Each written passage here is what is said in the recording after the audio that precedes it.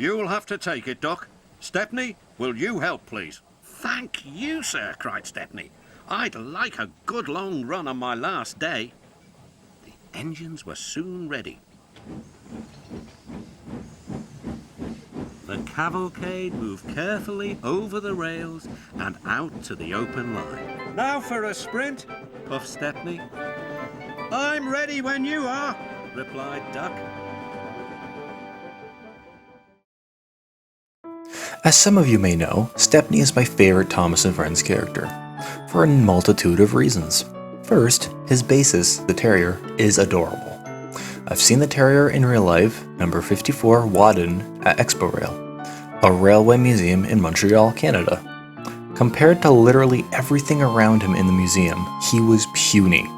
Another reason why I enjoy Stepney is his chipper attitude, and thirdly, his theme is a fucking bop.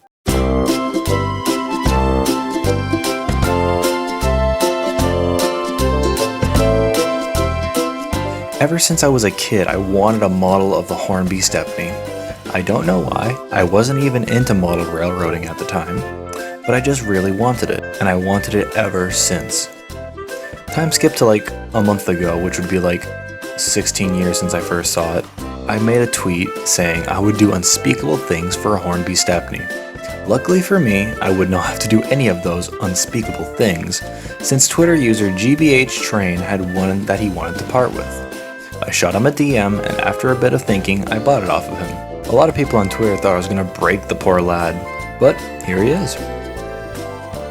Now right off the bat, I want to say this Stepney was modified. Since Hornby usually goes the lazy route with their Thomas models, they grabbed a terrier with the sandboxes on the front, aka the A1X Terrier. This is inaccurate. Stepney is based on the original A1 before the rebuild. His front has been modified to remove the sandboxes, which make him much more presentable in my opinion.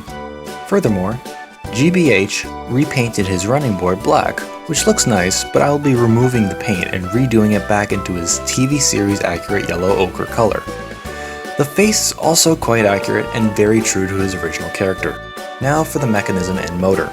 Since this is based on the old Dappool Hornby Terrier, it uses a 3-pole motor, which isn't the best type. These are the kind of motors you'd find in a Hornby 040. When I first put him on the track, he was extremely jittery, and I thought his motor needed replacing. But apparently I needed to oil him, so I did just that. And the difference was like night and day. He ran so much smoother, and is one of my favorite engines to run now.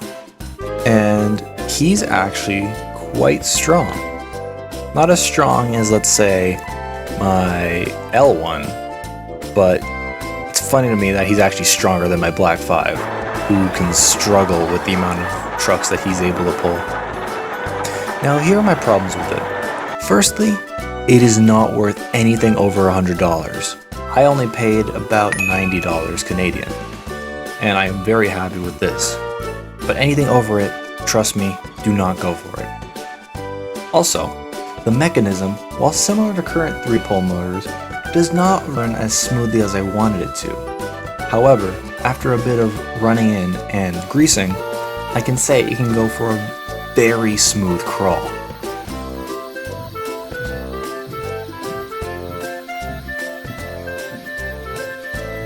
Fucking beautiful.